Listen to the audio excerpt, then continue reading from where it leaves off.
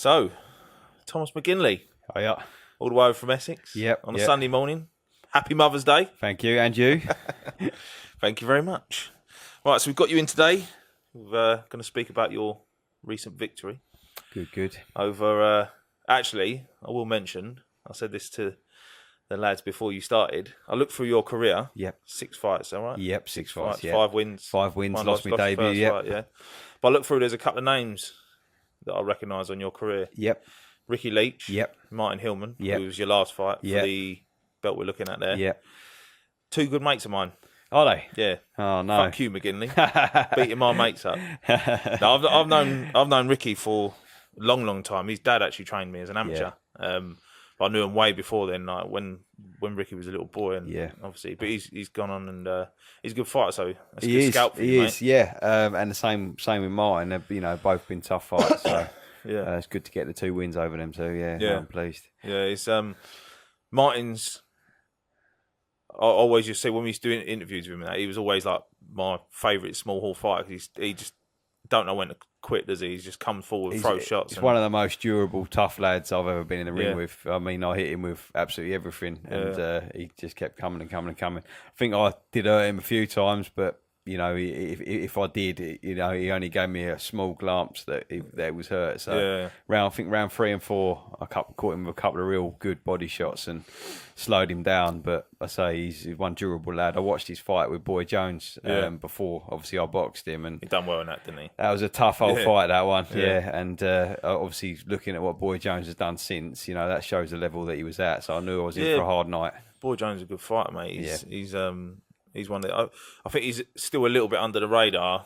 And I mean, I don't know how he's been getting on since, but I knew going into that fight that Martin was well up against it. I think he boxed Craig Poxton, a lad from that I know through the Norwich gym we use, and lost that. And I think he might have lost his deal with Warren Promotions. But he looks like he's back on track now. He's picked up like a good few wins since then. So I can't. Yeah, I mean, he's a good fighter, so I can't see it's like anything to do with his talent or his skill level. Nah. So, and having watched that one with Martin, with him, Martin started really strong in that fight, and there was times where he was putting Boy Jones on the back foot, and I thought, this Martin is no mug. This is going to be a tough fight for me. So, I had to push myself to the max. So you done your research on him before? Yeah, certainly did. And there was a good few fights to watch. And it looks like he's got he sort of keeps the same style. He's good at his long range work. Wouldn't say like a huge puncher, but high work rate. And he puts a lot of. And as we saw, durable, really durable. So we didn't. It's always going to be a tough night for him. We didn't think we were going to stop him. That was never the plan. It was just to wear him down. And obviously, where I hadn't done any longer rounded fights, I think maybe they expected me to lag as the fight went on, and hopefully I proved. What was the fight over? 8 rounds. It was 8 rounds. Rounds. Hopefully I proved rounder. that the fitness was there. We worked so hard on it, and if anything, it was me who came on stronger as the fight went on. So I think we took a few people by surprise. Did you go straight from 4 rounders to 8 rounders? And I knocked the last one out in a round, so I wasn't exactly coming off the back of a hard 4 rounder. So. Yeah, it was a step up, and I knew I was going to be the underdog, obviously with the experience and that, but I was confident. And as we spoke about earlier, I'm 30 now, not getting any younger. Mate. Old, aren't you? Got to give it a go. Got to take not a risk, but got to calculate. Got to challenge myself. Yeah. You've got to take opportunities. Exactly. Yeah, they can be perceived as risks by some people. When Joe said about would I be willing to box Martin for this? I said, yeah, definitely, 100%. Let's do it. So you're looking to just push on as the show was aptly called Make or Break, with the idea that the winner of this got to move on and have a shot at the Southern area. And when I first turned over, that was my goal, was to win something like that. Area, I had to win this fight. It literally was make or break for me. And do you think you'd have jacked in if you lost? It would have been a long, hard road back from it. Yeah. It would have been a real setback. Obviously, Martin's challenged for the Southern area now twice. And I felt like I had enough in the tank to give myself a shot at it. And I'm thrilled to say that I've done it. But I don't know if I would have quit. it wouldn't have been easy to come back from it. Let's just say that much. Yeah. I think psychologically it's tough, isn't it? Because Yeah. obviously it literally puts you back in your mind to square one. Yeah. And have you got the time at 30 years of age to build again? I'm not sure I have, if I'm being brutally honest. So for me, it was a must-win fight, and I put that into my training as well. You know, this could be the last one, so that gave me that little bit of extra drive. To be honest, I was thinking I ain't done yet, and I don't want this to be it. So I think once you reach that Southern area level, though, I think if you go for that and you lose, you're still there. Do you know what I mean? Like, these challenge belts, they are just a gauging stick of whether you can take a step up. And if you're not good enough to win a challenge belt, I mean, you was unlucky in a way because you come up against someone like Martin Hillman, who's a good established boxer that a lot of people know he's a good little fighter. Already won a challenge belt 2 times. He knows what he's doing. So Southern area challenger. Your first title shot is against the geezer that knows what he's doing. Do you know what I mean? So in a way, that's proved that you're on that Southern area level because he's boxed for it twice. He knows what he's doing. He's a good fighter. So it's automatically put you in position now to you beat a Southern area title challenger, 2 times title challenger. Makes me smile. Yeah, mate. No, but it's a good win against a good fighter as well. Like I say, Martin's a pal of mine. He's a good friend of mine. And I think he's got a lot of good attributes. And he's always going to be a tough fight for anyone he comes up against. Yeah, he certainly has. And, you know, I actually spoke to Martin after the weigh-in. We done all the stare off and the stand off and that. But at the same time, we're managed by the same guy. And I said to him, look, I said off camera, I said, I've got nothing but respect for what you've done in your boxing career. You know, you've never took the easy route, you know, and I like to think people will say that about me. You've took hard fights. You've took fights where you weren't the favourite, and you've gone in there and you've given it 110%. You know, you're like me. You work full time. You train every time you get a chance. You know, I've got nothing but respect for you. And he sort of took a step back and went, like, I appreciate that, mate. You know, I think that whole era of wanting to, wanting to really hurt each other, 2 fighters and that, it's not really there now. You know, a lot of the more the gentlemanly side of boxing's coming out. You know. I can't pretend I hate a guy who works full time, gets up at 5 a.m, same as I do, goes out running. You know, I've got nothing but respect for someone like that. Yeah, exactly. I'd rather like have a disagreement with someone who sits and eats McDonald's all day and does nothing with their life. You know, that's who I dislike. You'd definitely win that fight. But he's like you've got to have respect for each other. And listen, build up to fights. You can say what you're going to say, as long as you don't go too personal. I don't think you're overstepping the mark in anything you say, as long as you don't go too personal, talking about family and stuff like that. But ultimately, when that final bell goes, even if there is a genuine dislike for each other, you've got to show each other respect. Absolutely, that's what the game's all about. And we had a little chat afterwards, and Martin obviously was frustrated, not getting the nod, and spoke about rematches and things like that. And I've got nothing but respect for the guy. I think he'll come again. He'll go again, and he'll rebuild. I think he's a couple of years younger than me, 26, 27. And I think he looks so young and all. He does. I thought he was younger than that. To be fair, I would have said younger, and I'd done my research before we started because. But I think the show was called Make or Break, but at the same time, he's proved he can mix it at Southern area level. He's done the rounds. I think his fight with Jamie went the full 10 and we got stopped right at the end. Head clash. I wish him all the best. Right. Well, you're our guest today, so we stop talking about Martin. To me. Martin was your last fight. That was your challenge belt victory. Yep. Take us back to the beginning of your career. We'll go back to the beginning of your pro career, and then we're going to step beyond that back into what you did before then. But not a good start. No, a bit like I started the fight the other night. To be fair, I didn't have a good start in the actual bout the other night. Did you take a cut in that fight? Yeah, I got cut real early on top of the head. It was a head clash. Completely unintentional. Martin's head dropped in, my head dropped in. And it split open real early, and it was really coming out of there. And Kieran McCann had a good long look at it. And was this against Martin? Yeah, did you get cut in your first fight? I got cut bad in the first one. Where was that? Yeah, was that in the head as well? Your call. It was the left eyebrow. Sprung open really early in the first round. Put you off? It did affect me. I can remember thinking like it's going to be a hard night now with this gushing out. Managed to get through the end of the first round. I would say I lost the first round just purely on the fact that I was then trying to protect the eye. didn't do enough.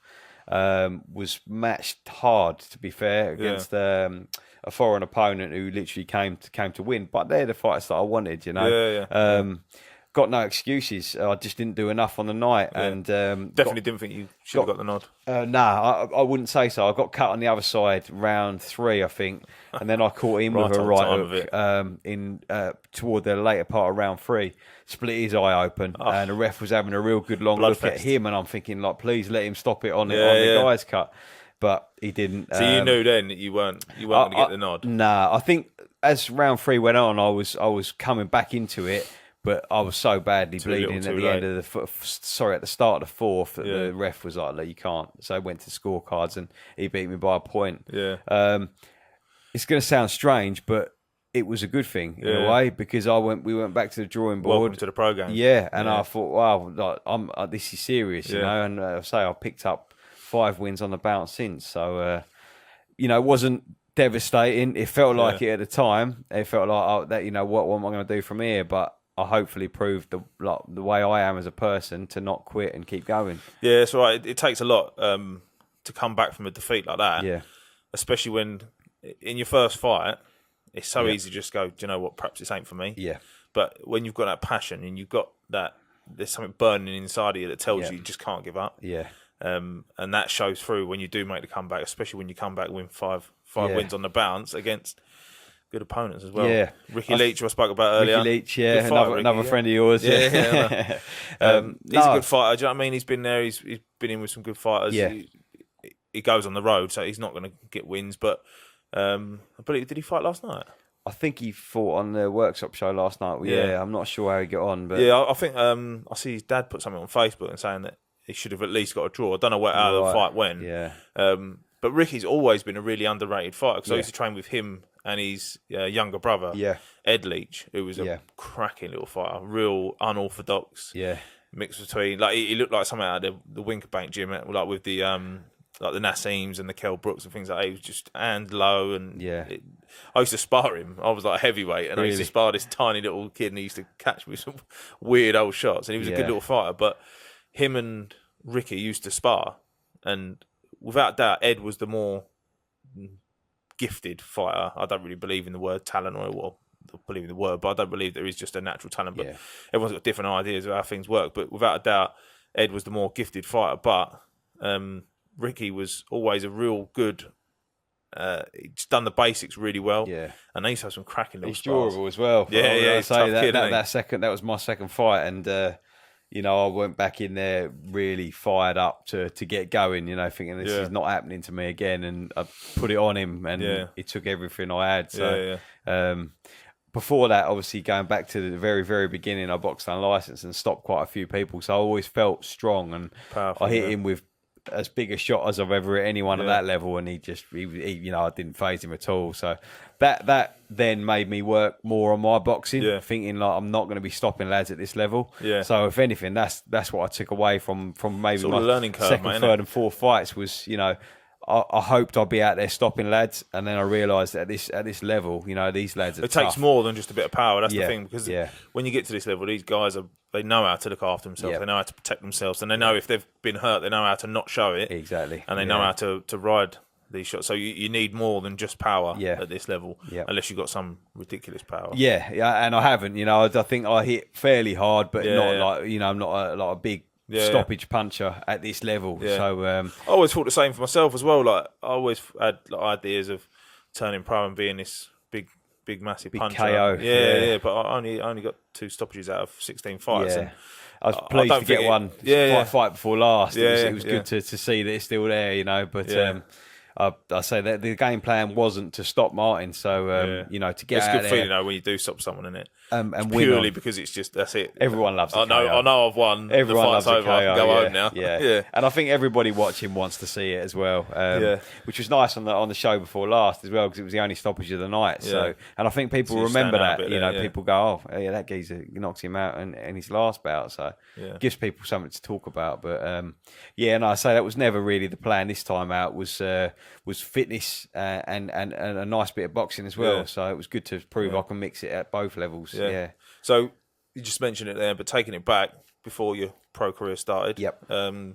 Amateurs? No, I wasn't amateur. I boxed on the unlicensed. Right? Yeah. Straight into that. What age was it when you started? I was a late starter. I was 22. I was a footballer before that. And me. Really? I was a footballer as well. Yeah. No, I had the issues with me right knee. I had cruciate ops. I had 3 of them. Good footballer, was you? Yeah, semi-decent level. Yeah, I wouldn't say, I was ever going to be anything major, but I just used to love it. I would play like 2-3 games a weekend, and I think that's probably what done me in, looking back. I was overdoing it. I was playing men's football at 15. Yeah. 2 games on a Saturday. What did you look like at 15? Because you only look about 15 now. 15 I looked about 10. Yeah.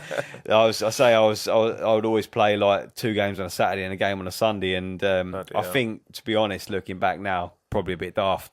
Fit as a fiddle, could run all day. But I had full-grown men kicking me about, when you flick a ball around them and they ain't getting the ball, they're looking to take you out. And when you make that transition into men's football, especially like Sunday league, Saturday league, it's just different level. Pub level, some of it. These geezers don't care, do they? Nah. They just don't. I was all right for a few years, but then you start getting older, a little bit slower, and you haven't got whereas I might flick a ball round someone and be gone. Yeah. I was starting to get caught, and they were starting to, the challenges, instead of missing, were hitting me. And I say I've done some ligament damage on my right knee, and tried to come back from it. Took too long. Leg muscles were gone. Took me about 1.5 years to come back from it, and decided I was going to go down the local boxing gym and hit a bag. Find something else to do. Yeah, and never had any intentions of fighting. Yeah. Started at a local unlicensed club. Went down there, hit a bag. My trainer at the time, Chris, he said, "Have you ever thought about fighting?" He goes, "You got a bit about you." And I said, "No, I've never given it a thought." He goes, "Look, we've got some lads your weight. Do you fancy having a lot of a proper spar?" Because I'd had to move around and that. Yeah. And I got a kick in, to be honest. I got a real pacing off a couple of the lads there at unlicensed level, but enjoyed it. And thought, I could see myself doing this. Yeah. And next minute, I'm in the changing room, kitted up, about to have my first bout, thinking... How long had you trained for before? About 4 months, 4 or 5 months. So a decent amount of time, because he wasn't one just to throw someone in cold, which I like about that level that I was at, because I think some of this unlicensed stuff now has got a bit of a bad rep. The lads train for this 6-week camp straight in. Weren't like that when I was on the unlicensed Mate, I've seen something. The thing that does me, right, with those things, everyone, I believe, should experience something like boxing. There's nothing like it, is there? No. When you get in there, the first time you step inside those ropes, Yep. and there's people literally sitting around the ring baying for blood, like waiting for you to have a tear up in front of them. The emotions you get from doing that is like next level. There's nothing like it, is there? And people that would never done it will probably never understand it. Yeah. But it's the best feeling. I've got anyone that's got the bollocks to get in there and do that at any level. And you hear people say it all the time. When you get up to our sort of level, the level you're at and the level I fought at and stuff like that, obviously we look at these fighters now that are just starting out, and you hear people say, "Oh, you got to respect everyone," but I don't think they really appreciate how much respect you've got to have for that person. Once you've been there and done it, like we've been there, we've been through the fights, and like you're like still quite early on in your professional career, so you've got a lot more lot more good experiences to come. Hope so. Yeah, you will do. Yeah, you're gonna have, because every fight's a good experience. You know what I mean? You get in there and like it might not always go your way, but it's always a good experience. You go for that training camp. But like you say, the effort you have to put in just to get to that level. I don't think they your get first that fight with these 6 week, 8 people week just camps. don't. I don't think they can appreciate that. Boxer side. I think it's dangerous. Yeah, I think it's dangerous. I don't think 8 weeks is enough. It is, and I say, they're not wearing. There's a couple of guys that tried to use our gym that wanted to do it, and they weren't at the level they were good enough, and they showed us some of the kit they use, some of these gloves and that. They're not that big gloves, they are wearing sort of 14-ounce gloves, and you can still get hurt at that level, without a head guard on. And it's a bit scary, really, because I was probably 4 or 5 months of intense training before I was even considered to be ready. Like you said, you went into the gym, and straight away the trainer said, "You've got a bit about you." Same thing with me. I had like 3 or 4 months as well before I had my first fight. But when I went there, I felt ready. Yeah, the trainer said to me when I went, "Oh, have you done much boxing before?" And I hadn't. I'd done when I was about 10, I went to the boxing gym for a few months. Yeah. Got beat up by this unbelievable fighter, like this boxer kid who was a year older than me and hard as nails. And I just didn't really like it, didn't really take to it. But so when I went there at the age of 22, I was almost a lot more ready than some of these guys. Even like walking straight into the ring, I'd have been in better position than they were after 8 weeks of training, because some people just haven't got it. There's a certain type of fitness needed, a certain type of attitude needed, and you can have like certain aspects of what's needed to be a boxer. Yeah. But if you haven't got them all, then I think you're putting yourself at risk. And as well, I think some of it takes the shine off of what we do at a higher level, because, you know, you have people come up to you and they go, "Oh, you box?" And you go, "Yeah," and you start talking about it and they go, "My mate boxes," and you're like, "My mate right. was a semi-pro." Yeah, he fought white collar, you know, and you think, okay, you know, the people who don't know the sport don't know the levels involved, you know. And I say where I came through the IBA semi-pro side, I had some hard fights at that level. I boxed a guy called Danny Costello who won the ABAs, I think, 3 times. Yeah. He's one of only about 15 people to have done that. And I boxed him twice. I boxed him at over a 4-rounder, and it was a draw. Boxed him again over 6 rounds and beat him over 6 rounds. So that was my turning point, knowing I was at that level that I could turn. He had a pro career as well, so you know, he had some tough pro fights. And he said to me afterwards, he was like, "If you're going to give it a go, mate, I think you do all right." And that was nice, you know, like you said about respect. It was nice to hear that. And my trainer now, Chrissy, moved me on to Russ Smith at Champions Gym. And he said, I agree, you know, you're ready if you want to give it a go. And that for me was the turning point. So, but like you say, it is levels. You know, you're not going to get someone like him boxing on the white collar side of things. You are going to get more scrappy. You definitely can't completely disregard the unlicensed game, because there's been some good fighters that have come from it. I think as time goes on, it is becoming a little bit more polished. People that go in onto the unlicensed scene are, some have been good amateurs, like you say, some are ex-pros that probably don't want the burden of having to sell as many tickets as you do with a pro show and stuff like that. So there is quality there, but the quantity of that quality is not there. But they are getting better. I don't think you can completely disregard the unlicensed scene, as long as it's done properly and done safely. I've been to amateur shows that I've looked and I thought, this ain't. You know what I mean? There's got to be a certain level to put a show on, as far as safety, and you've got to do as much as you can, because undoubtedly boxing is a dangerous sport.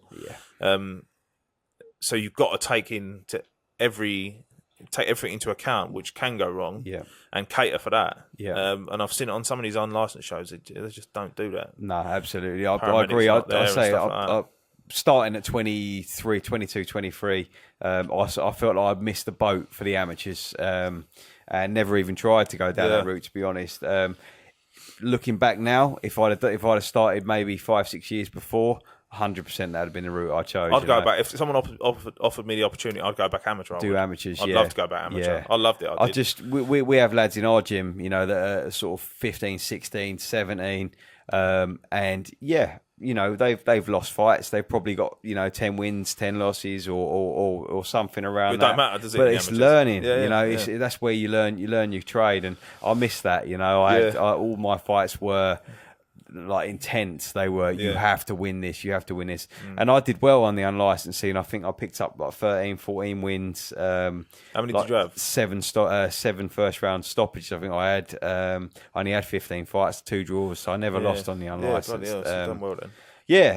And that, I say, that set me up ready for the pro game. I think maybe some of the unlicensed side does set you up better for the program. Obviously, I was used to wearing the smaller gloves, no head guard, selling tickets, you know, so it's all in front of a certain type of crowd, and exactly in certain venues and stuff like that. Like amateur boxing is more prim and proper than some of these unlicensed shows. So And pro shows, some of them are real gritty. Yeah. Like if you go and box at the York Hall. Yeah. Have you boxed at York Hall? I have. Yeah, I've had 3 there. So great venue, isn't it? It was such crap a buzz. for the boxers, because I always say it's crap for the boxers because the change rooms are terrible. It's terrible, yeah. But people think atmosphere, when you go there, like, oh, it must be so professional out the back. It's like, fucking joke, yeah, it really ain't. Like, it's just like a garage with skipping in the garage, you know. Yeah, that's one of the things for me when I turned pro. I thought, it's going to be a nice changing room. Yeah. Fucking the nice gyms, shower after. Yeah. Nah. The change rooms I had when I was an amateur were like really, yeah, like being in the Ritz compared to some of the change rooms. To be honest, even at unlicensed level, some of the facilities were better. Yeah, it's bizarre. Yeah, I genuinely, it's 100% truth. I've been got changed in a garage outside in November for a professional fight with a curtain that didn't even go down to the floor, and they had a big blower heater in there, and I was just like, I can't get fucking changed in there. Nah. Like, being a bit of a diva and all that, but I was freezing. You know what I mean? How am I supposed to warm up in a freezing cold It's certainly room? not as glamorous as people think. Especially, you probably had it as well. Like, people go, "Oh, you're a pro boxer." Like, wow. And it's yeah. Like, I'm gonna be honest with you, mate. Like, the reality of it isn't that glamorous. No, not at all. No. Not at all. Yeah, it's. I think a lot of people get like a harsh. Yeah. Like, reality hits them hard when they turn pro and they realise it's not as glamorous as they think it's going to be. Even like the money side of it as well. You know, you tell people you're a pro boxer and they go, "Oh, you must be earning loads." Like, mate, you have no idea. I've lost thousands through boxing, mate. Like time off of work, and then like not selling enough tickets. You've or not done enough do. tickets. You got to make up the shortfall, and We're not really selling it, are we, to new pros? No, turn over, everybody. Yeah. You'll have a great life.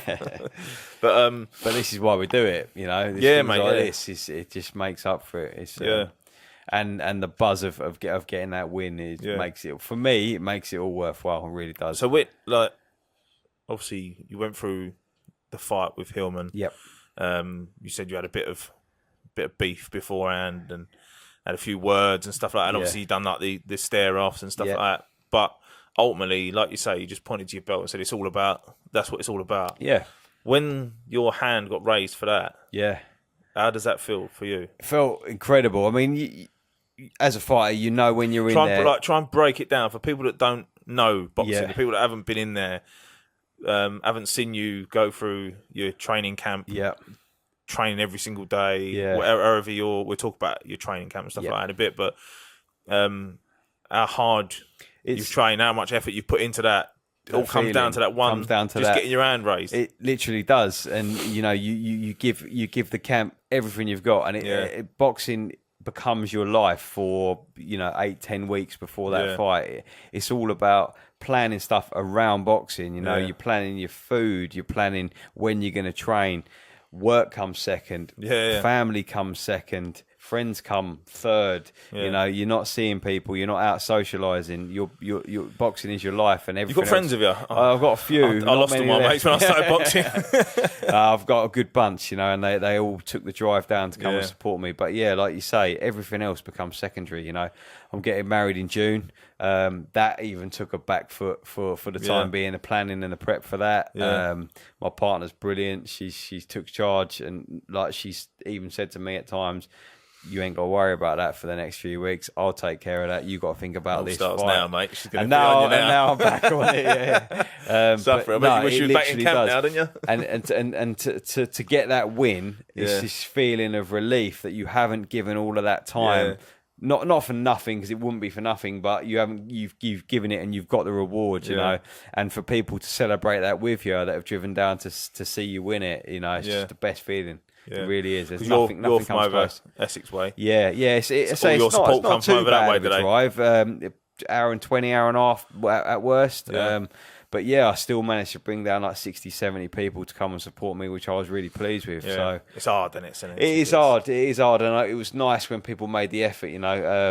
Some of my main sponsors took the drive down. My main sponsor, Cobra Steel, had a table, filled it. I could hear them ringside. I've not had that before. It's amazing. Give me such a buzz. How much it means to other people. Incredible. And we were up against it. Martin, obviously being a local lad, bought. I probably should guess somewhere near double the amount of people. But as the fight went on, you know, the level of volume was 50-50, which is incredible. And you watch the video back and you can hear my lot. And just couldn't be more grateful from all coming down. Wicked. Right, so we've covered your boxing. Yep.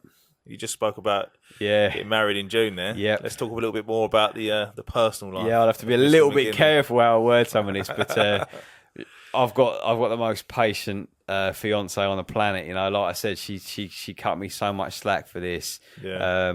Planned so much for our wedding. We're getting married abroad, so there's been a lot of planning that needs to be done. A lot of hard work goes into it. A lot of hard work, and she's done a lot of it, and I'm so grateful. But she very rarely puts her foot down with me, but she has done with this one. And unfortunately, I'm not going to be out of box on the May 12th show because we fly out at the end of May. So if you can see, there's a few nicks and cuts and bruises from the last one, and it wouldn't look great on your wedding day. And I understand that, you know, she sacrificed a lot for me, and you know, to miss one show out of a whole year, I think I owe her that much. Maybe get one in the end of April somewhere. So you're getting married abroad. It was Greece, wasn't it? You said earlier? Santorini. Yeah. Beautiful, mate. It's gonna be amazing, isn't it? Yeah. You got any kids? No, not yet. Starting a family after we'll see. Do it properly, proper Christian. Do it the right way round, if we can. But Christian man. Still not still a virgin, years, obviously. Still a virgin till the wedding night for the sake of the family. No. Are our parents going to listen to this? I think we're safe. I think we're safe. But not years away. Obviously, being 30, you know, I don't leave it too many more years. But I'd like to have achieved what I want to achieve in boxing before I get there. You know, I don't overly like the thought of my kids growing up with me still doing it. Maybe obviously they'll probably be born and stuff like that, but maybe not to an age where they understand what's going on. Know what's going on. I would never stop them doing it if I have boys or girls, you know. But I wouldn't encourage them. There's better things in life. Let's be careful things like that now. Yeah, girls they're on the level playing now. Exactly. I'd like to drop I've got two girls. I have. Yeah. And, are they interested in boxing? Or? No, they're proper little princesses. Good. They are, mate. Yeah. No, do you know what? They're both. One's 7, one's 3. The younger one's an absolute tearaway. Yeah. I think she'll be a good little fighter, that one. But my older one, she's like loves all her princess and does her ballet and all things like that. Yeah, she loves it. She's a proper little girl. Yeah. But I want them to go and do everything. I'm raising my girls to know that they're on the level with men and stuff like that. I always feel like the stress it puts on my mum and my partner. You know, my dad, when I grew up, used to race motorbikes and was constantly in and out of hospital. I grew up with my dad, broken legs, ankles, arms, collapsed lungs. You know, my mum visited. He weren't very good then, was he? He was good. He just used to put it all on the line, you know. And sometimes I think, I'm doing the same to my mum now at this age. You know, my mum sat with me after the fight and watching me get like 12 stitches put in my face, and I think, you know, when that's me and I'm the parent, you know, it takes a strong parent to be able to do that. My mum really struggled, and my older brother as well. I used to come if I see them, if I caught a glimpse of them while I was in the ring, there was all different colours every time I see them, green, pure white, grey. Do you know what I mean? They just hated it. My mum, honestly, is absolutely always same. Come though. Like, Happy Mother's Day, Mum. I'm going to drop that in there. We started that, but my mum, Happy Mother's Day. They've supported me, both parents from day one, and couldn't be more grateful. Really couldn't. What was a childhood like for McGinley? Was you a good kid? Yeah, I think so. You're well spoken. No, I had a good upbringing. I say I'm still, you know, my parents. Weren't a little tearaway. No, you know, good education and. Yeah, so you were lucky enough that your parents stayed together. I was never really interested in school. I was always more like I say. I was always out playing football peeing about on a motorbike of some sort and out causing a little bit of mischief on that. But I always, you know, I did all right. I got my qualifications and it set me up for life. left school at 17, went to college. I'm an electrician. Done all my electrician's qualifications and stuff. And McGinley Electrics. Yeah, no, it's not my company. I work for a water company, and most people think, like water electrics. Don't think I work for Anglian Water, a big water utilities company, and they're a good old company. They've always looked after me, put me through a full apprenticeship and that. And I always wanted something to fall back on, and I think that is mine. I always have a safe job there. I've been there 12 years, so. I'm not one for sort of flitting and changing. I like routine. I like, as you can probably tell, being boxer and that. I like things just to be in a sequence. OCD. And my work's really flexible. With my hours and stuff, I can move things around for training, and it just suits my lifestyle at the moment. Yeah. With being a full-time... Good job, electrician, mate. Yeah. Being in full-time employment and being able to move it around your training and stuff helps me, because there's a lot of pro fighters out there that struggle to make time for training, whereas my work's quite flexible, so I can get to the gym maybe before, after work, do longer days and get a day off to allocate some time to go up and get some sparring in, and that side of it's been fantastic. So I'm really, really pleased with that. You have to have it, mate, because you can't be a professional athlete in any discipline without that support from like your company that you work for, your family and stuff like that. It just needs to be there, doesn't it? Like we sort of got to earlier, the money isn't there in the pro game at the level that I'm at, and I still need to work full time to pay me bills and pay for my wedding and stuff like that. So, but that's nice and cheap. Yeah, pennies. No, we wanted to get married abroad, and to be honest, it is actually cheaper than doing it in the UK now. In the UK, it's gone silly money. So it's all these TV programs. It is. It's become a bit of I got married on telly. Did you? Yeah, I got married on one of them TV programs. No, what one? It's called Battle of the Brides. Right. But the expectation that they put on people. Battle of the It's not the one where what are you laughing at? Is that? Did you not know the one where the guy? Don't Tell the Bride or something. No, is that the one where the guy plans it all? No, that's Don't Tell the Bride. Right. My wife would have left me before I even got married. Saw one of them. Some geezer took her on some roller coaster ride and done it on there. I was like, mate, come on. But the thing is that what people don't realise with these shows is that they push you to do certain things. Right. So what the one you did? How did that work? There was two couples, myself, my wife, and another couple. And we got married together, walked down the aisle together, married on the same day. Okay. Shared the venue and everything. But how it worked was they had to sort of fight out of what aspects of the wedding they was going to have. Right. It was, do you know what? You'll never forget it. Oh, it's the best day of my life, mate. Honestly, it was unbelievable. I've had people that have been married before. Then obviously everyone thinks their wedding is amazing. But people would come to my wedding that had their own weddings or been to other weddings, and they went, look, nothing's going to top this, mate. It was unbelievable because we had a 50 grand wedding for nothing. Wow. But the 25 grand wedding for nothing. But when we calculate what it would have all cost, it would have been over 50 grand. How much they would have spent on.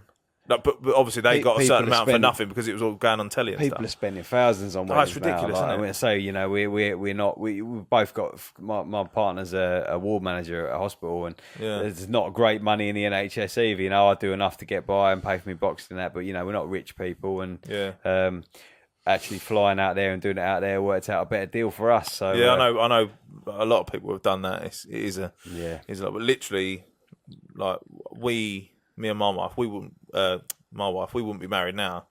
If it weren't for that show, it didn't cost us a penny, not a penny. And it stops. I don't think we ever would have been able to afford afford it. it. We don't really want there. Ain't good excuse. That was one of the worst things. 'Cause obviously, in boxing, you accumulate a lot of friends. That sounds a bit like crafty, but you meet a lot of people. You meet a lot of people, and you become close to a lot of people in boxing because you all share something in common. Like you'll share this passion for something. And that, like I say, makes people come closer together. So I done my friends list. And I thought, I'll keep it simple, just close friends and that. My friends list was like 300 people. And they come back to us and they went, no, you're only allowed 30 people. I was like, what?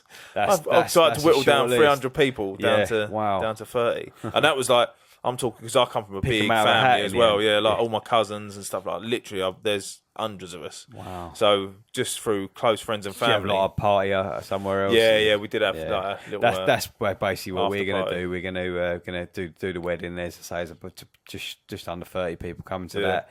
Just going to have a big old party back Yeah, here. it's nice to share it with people, isn't Yeah. it? So you do need to get all the people that actually do care about you and stuff like that together and let them share that with you as well. Cause it's great. But the wedding is going to be fucking amazing. Claire's going to wear a dress the second time at the venue back here as well. Yeah, my wife did that as well. Yeah, I got the suit back on again. Happy. Got two wears out of it. Not sure mine will fit after that period of time. We've got about a month and a bit in the middle, so don't put on too much weight. Yeah, that's it.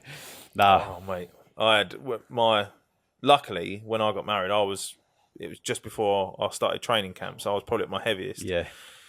So my suit still fits me. Does it? Not quite now. I'm a bit heavier now. Yeah. But if I lose a few pounds, it will. It's a nice suit as well. Like it's a good going out suit. But so family life. You got your fiance Claire. Yeah, soon to be wife. Yeah. No children. No children. Animal man, any pets? We haven't. I'm a big dog lover, but obviously with How big? No, not that big. With the training and the full time job and that, we always said we'd get a dog when we got our house together, but we didn't think it was fair because I think a lot of people, get a dog and they neglect it a little bit, and I didn't want to do that. Yeah, so I take my mum and dad have got a German Shepherd, and I take him out running. Yeah. So that ticks that little box for me. Yeah. I'll take him when they don't want him. Yeah. Give him a mention. What's the dog's name? Dexter. Such a dog name. He is. Yeah, he's a good lad. He's big hairy German Shepherd. So. Yeah, he goes running with you. Comes running with me, yeah. He was putting on a bit of weight, and my mum will hate me saying that. And I said, I'm taking that dog running.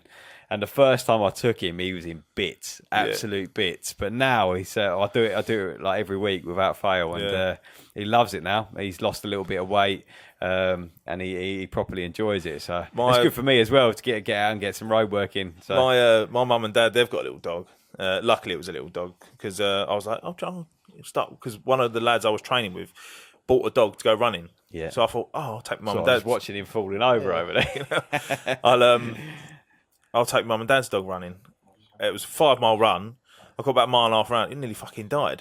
I had to carry it back. Dexter was the same. First time out, he had mine was only little though. This white froth, and he's foaming, and he was looking at me thinking like, "What are you doing? Like, what are we doing?"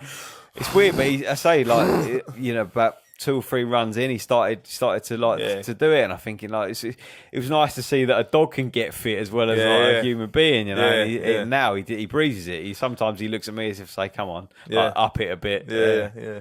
What does life look like outside of boxing for you? What hobbies? I'm going out partying, or I've sort of done them years. Obviously, being a bit later for the boxing scene. Me and my mates are out week in, week out, early Friday, Saturday, early 20s, late teens. For me now, it's not the most exciting thing. I've got a bit of a hobby. I'm a bit of a Volkswagen camper van enthusiast. Oh, yeah? Yeah, I've got a split screen bus. Yeah. Oh, it's beautiful bus. I've had 2. Got your own one, yeah? Yeah, I had like a bay window one, which is like the slightly different model. Split screen, is that? I've now got a split screen. I sold the bay to fund this one. I shipped it in from the States. A good friend of mine brings them in. And he showed me a few pictures and was like, "I've got some buses coming over."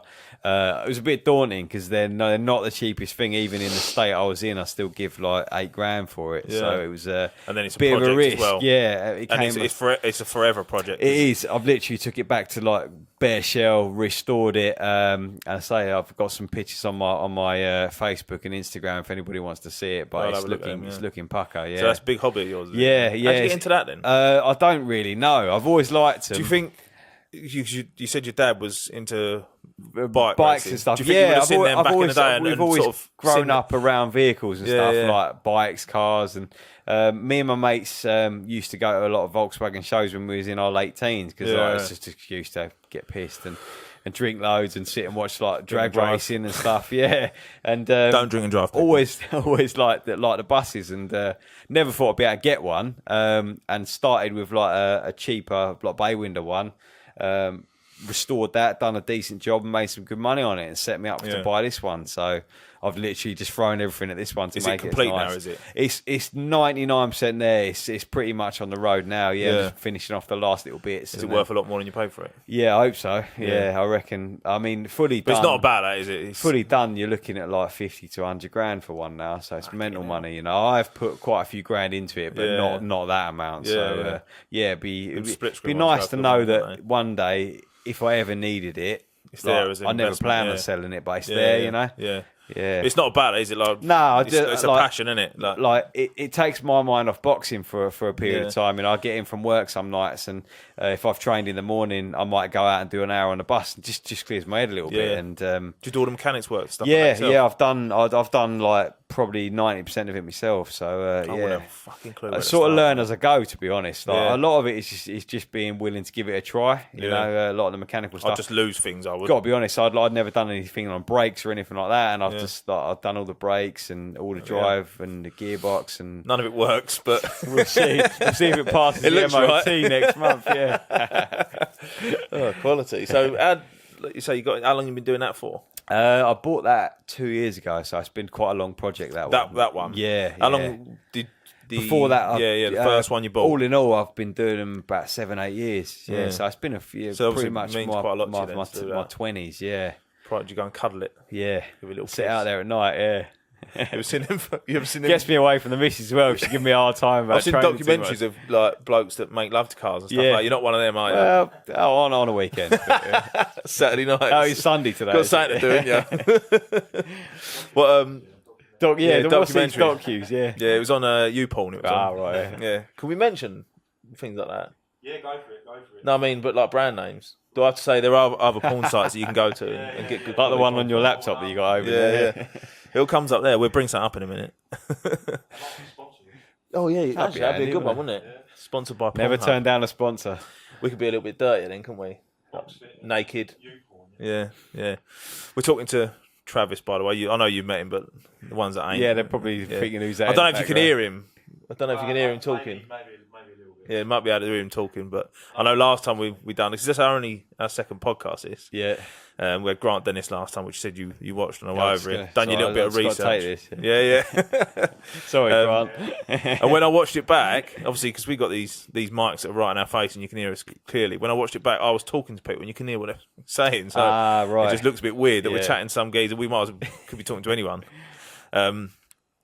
So the VWs. Yep. The camper vans. Yep. Do you go and do the meets and stuff like that? Nah, some right nerds. I was going to say, That's bizarre, isn't it? Because I love it. I love my bus and that. But so you are a nerd. Yeah, don't like nerds. I am, but I'm not that bad. Yeah. I've been to a couple of car meets. Yeah.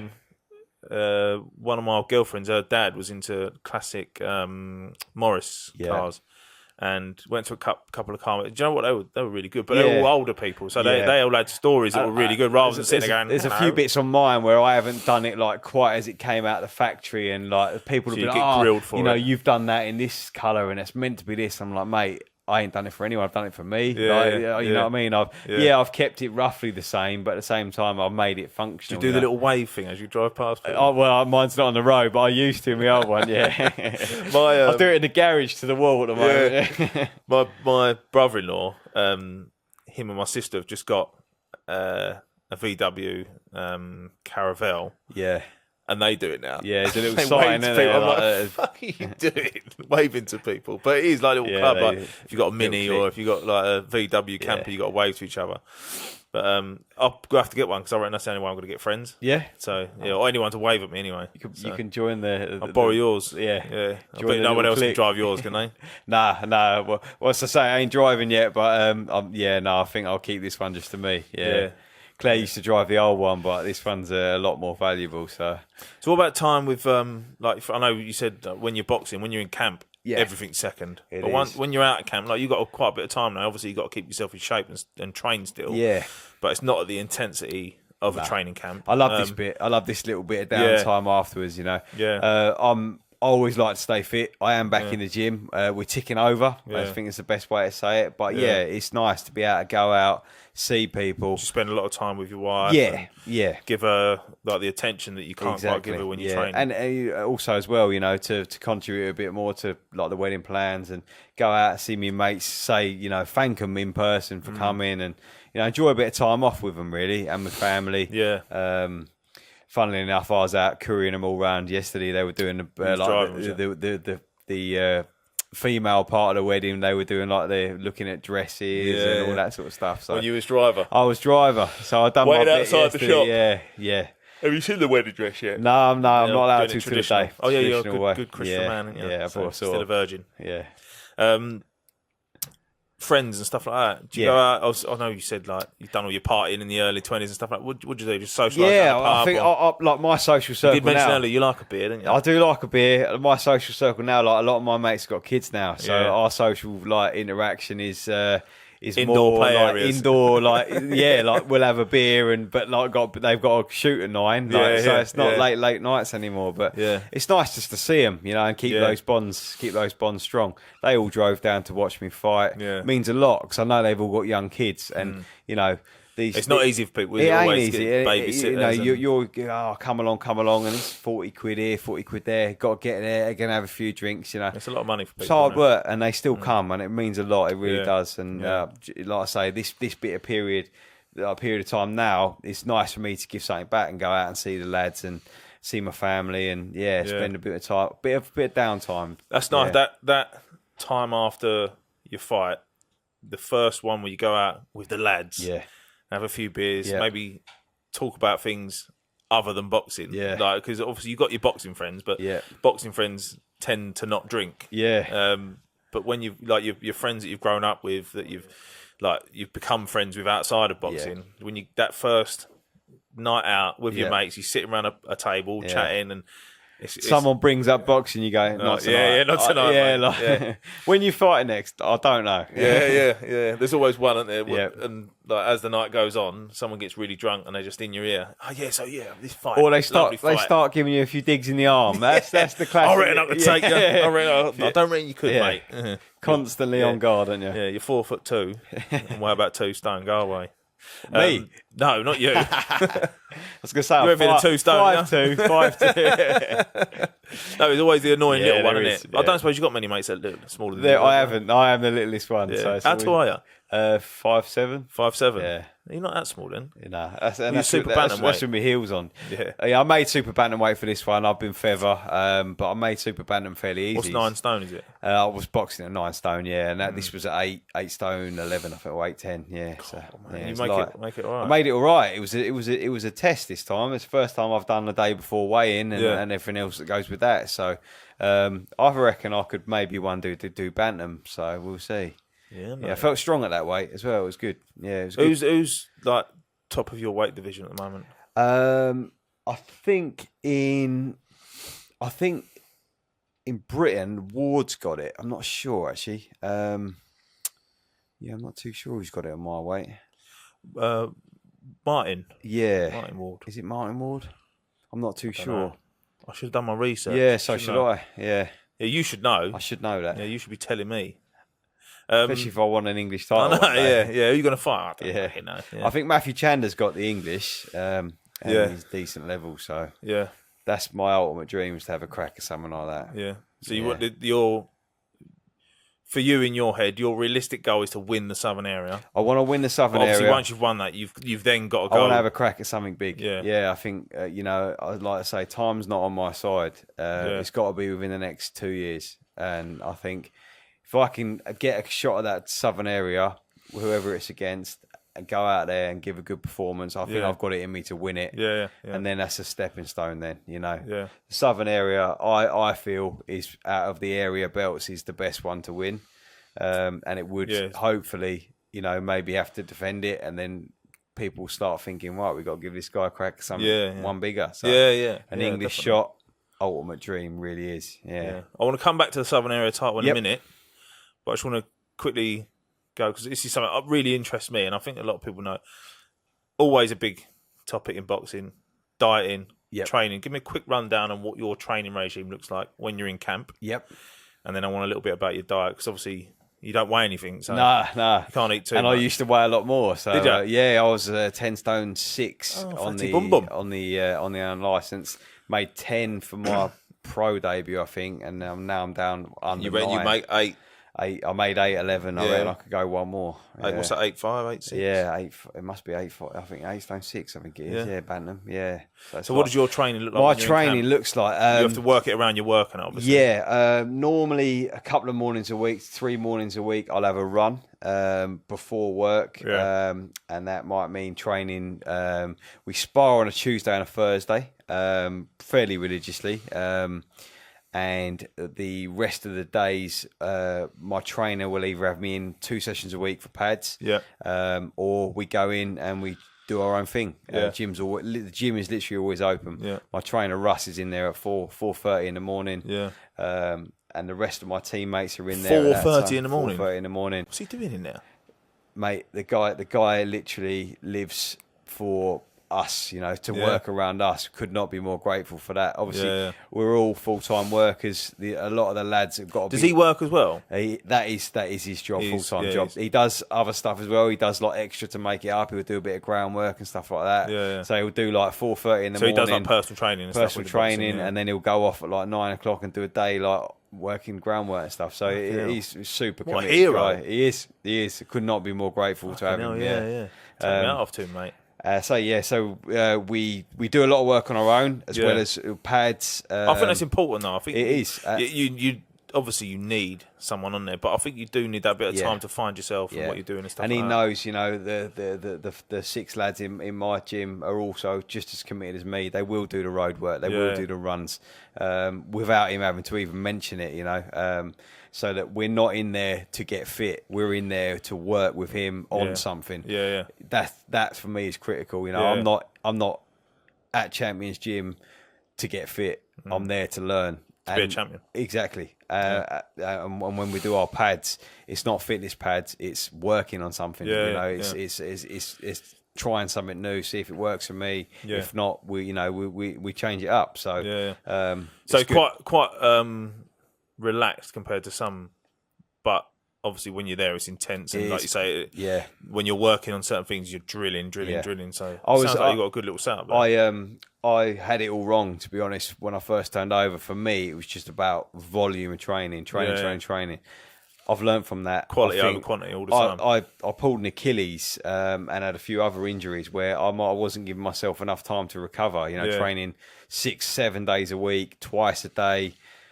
Didn't need to be doing it, overdoing it. And now my trainer, he spoke to me and said, look, like, you're fit as a fiddle, but at the same time, you got to know when you got to have a day off. You've got to have a day off. You've got to have a rest day. And I would say that to anyone watching. Rest is equally as important as training. You only have to be so fit. Do you know what I mean? You only have to be so fit to fight. So once you get to that fitness, all you got to do is maintain it rather than trying to build it. So that's your training regime. Yep. What do you eat in a day when you're in camp? And what are your treats now? I've been super fortunate in getting a sponsor, NutriBox Meals, and they do 6 days a week. They do my food for me, and that was one of the major factors in me managing to drop weight and stay strong. I spoke to the owner, Richard. He was a new business starting in Chelmsford about the same time I got my pro license. Has he sponsored you from the start? From the start. I phoned him up. And he's a bit of a straight shooter. That's good of him, I'm not really into the whole like sending letters, emails, and stuff like that. I said, "Look, this is what I want. This is what I can give you." And he's a straight shooter like me. Straight, man. Yeah, I think that goes a long way. You know, there's no point making all these false promises about being a world champion and all this. I said, "Look, I've told him my end goal, what I thought I could do." What I could give him in returns of, like, you probably see on the screen, sponsorship, putting his logos on all my kit, and hopefully bringing him a bit of business. To be honest, I've managed to get a lot of people on board. They do my meals 6 days a week. What do you have, like? Oats for breakfast? Yeah, I do my own breakfast. They give me lunch and dinner and a few snacks and stuff like that.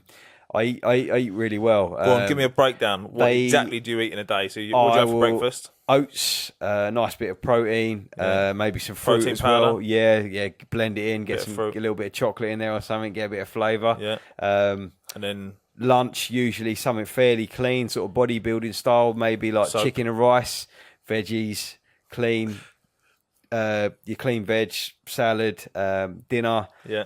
I saw a nutritionist for a short period of time, and his whole ethos was working around like blood groups. Yeah. And my blood group, he said to me, responds well to like red meat, steak, and stuff like that. So I quite often have a bit of red meat for in the evening. Yeah, I eat really well.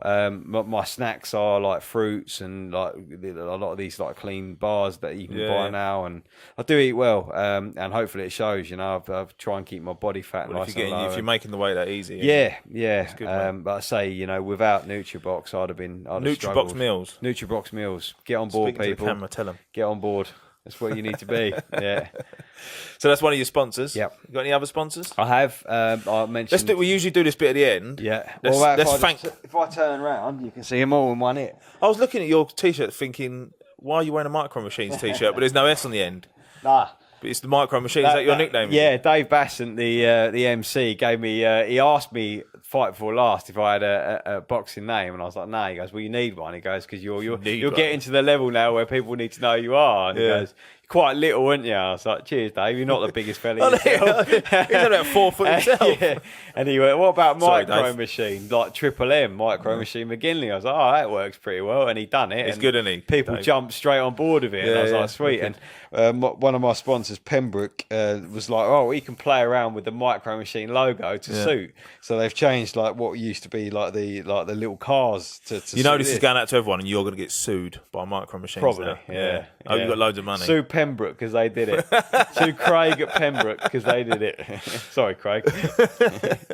So all your sponsors, we just seen them on camera there with your back. Make sure when you cut this in, lads, make sure that the sponsors are seen. You can just about see them all, but you know, give them a quick run through. I will do, yeah. So I mentioned Clint earlier. He's been with me since day one at Cobra Steel. He gives me a nice contribution towards my training fees and everything else that goes with it a month. So I could not be more grateful. Obviously, NutriBox doing my food prep. I've got Electric Gear, a wholesaler who do like electrical parts. So I've managed to get that through work. They give me a nice bit of money towards my training and stuff like that as well. Craig at Pembroke Media, they do all these sort of t-shirts and training wear for me. And Ampro Boxing, or Boxing Brand, they do my gloves and stuff like that for me. Ampro do? Good kit, that's great gear. Couldn't be more grateful. And just a couple of little ones. I've got a company called My Muscle Mug. We do like these little like good clean snacks and stuff like that. Give me a little bit of extra food as well. So yeah, you don't have to spend anything, yeah. I'll do all right. Yeah. Always room for one more, though. Always room for one more. It'd be nice. Don't get greedy, McGinley. Yeah, Micro Machine. Right, so we just before we started talking about your diet and your training and stuff like that, we were talking about Southern area. Yep. You did mention, you said you don't care who you fight for it. No. You just want to crack at the Southern area. Yep. It's been put to myself and the team here, and nothing's in stone. Yeah. But just as an idea, Mr. Elfeed, who's your manager, would you be willing to have a rematch with Hillman for the Southern area? I personally feel like where the show was, this is just my opinion on it, was obviously make or break. I earned the right to go off and fight for that elsewhere. And for me, the fight with Martin, I wouldn't say wouldn't happen one day, but I would like to go and have a crack at the Southern area against the new opponent to push on. And then maybe if I was obviously successful in winning it, come back and maybe we could do something locally, maybe a defence for it or something like that. But I would like to go and box elsewhere personally, purely because I feel like I want to get as much out of this short career that I've got, and I want to fight new people all the time. Different experiences. Exactly, you know. I want to go away, and I felt like I won the fight wouldn't say it was completely. I didn't dominate the fight. The judges had me ahead by two rounds. I've watched it back, maybe 3. I had me ahead by 3-4, maybe. But I felt like I certainly did enough to win the fight, and I now want to go on for a tough challenge. Not to say it wouldn't be with Martin, but I would like to go and box for it. Maybe go to someone else's hometown and be the away fighter and have a crack at it there. So. I think Martin is of a level where we could fight again one day. But I think maybe he should go away and get some different fights under his belt and have a rethink about what he wants. And I would like to go and get what I feel like I earn and have a shot at that southern area. So So I want to translate that to Joe, because I know Joe will watch this. Joe will watch this, won't he? He will watch it. Yeah, so I'm going to translate to Joe. What you said, will he fight Hillman? And Tom went off, gave a really extravagant reason why, but what he said was no, he won't fight him. That's what he was saying. I feel like... I completely get it, mate. Where the show you're was here set for up experiences as well. As make or break. Yeah. I felt like I was... Like, I won the fight. I earned the right to go and box for it, whereas Martin didn't win the fight. I feel like it's me who should be fighting for it. It's nothing against Martin. As I say, I've got nothing but respect for him. I think you're out of order, mate. But I won the fight, and I think that should be me that's fighting for it against someone else, the right opponent. Like you said, otherwise I sort of feel like maybe I beat him for nothing. If we box again for me, a higher level belt. So I feel like I maybe... Me winning that hopefully has put me in a driving seat into getting the right fight next. Yeah. So, like we say, the experience of boxing is one of the things that you want to gain as many experiences as possible. So, fighting an old opponent for another belt, it's like going over old ground for you, regardless of the belt. Yeah. It's like going over old ground. So, I suppose in a sense, what you're saying is that if you win the Southern Area title against Martin, it's no better. People will expect me to win it. No more prestigious than winning this belt. That concerns me because it doesn't, and I feel like I would win the fight, but I would like to go away somewhere. Arrogance, that is.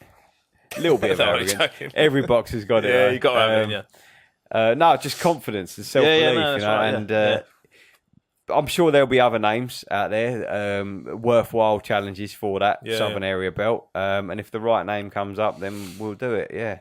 No, I think, like you say, listen, you've earned the right to pick and choose. Up to you, mate. Yeah, it's all up to you. Last thing, thank you to your family. Come on. Your wife, you got to. I know you've mentioned her enough. Fiance. She's not quite. She ain't quite made it yet. Yeah. She's not passed the test yet. You're still testing her up until June. Still time. Yeah. You can still walk away, mate. Still could. Yeah, don't tie yourself down. Probably be her who went rather than me who went. Obviously, family. Parents, really supportive. In-laws, mum and dad. Family members come along as well. Aunties, uncles, cousins, all that sort of stuff. All coming to the wedding. Huge support from the family. Not a big family. There's not hundreds of us McGinleys and Readers out there. So are you all small? Yeah, we're all small. Yeah, there's no lumps, no heavyweight fighters in the family. Couldn't be more grateful. Got a great group around me as well, and sister's partner. Got a niece and nephew. Try and see them as much as I can. Family man, but not a big family. So I like to keep a small amount of people close to me. I'm quite like that with my mates as well. I've not got a huge group of mates. We're about sort of 10 lads that have all stayed close. So which is good, and partners, and then we're all the same age. And Claire and I are now falling behind because they've all got kids, and we're the last to do it. So I'm gonna have to. Get a wriggle on with that one. Small man. Yeah. Big heart. You ain't even that small, are you? It's out of order for me to keep saying that. It's only because I'm massive. Feel small. Listen, mate. Nice to meet you. Yeah. Thanks very much for coming over. It's been really good. Mate. Good to have you here. And hopefully all the best with whatever you're doing. Hopefully you get that fight, the Southern Area fight that you want. Do you know what I mean? Like a new opponent. And it's I'm looking forward to seeing you go for that belt. Cheers. Mate. I just want to get out there and win that. And win it well, and just know that one day when I do call it a day that I got to this highest level I could. Yeah. To be honest, to turn over at the age I did and win a professional title is already one tick in the box. And let's just see what happens now. Yeah. But I'm not done yet. There's more to come from Micro Machine. Oh, it's like a film. It's like a film. We'll end on that, shall we? Yeah. Wicked, mate. Nice one. Cheers. Cheers, mate. Get out of my way.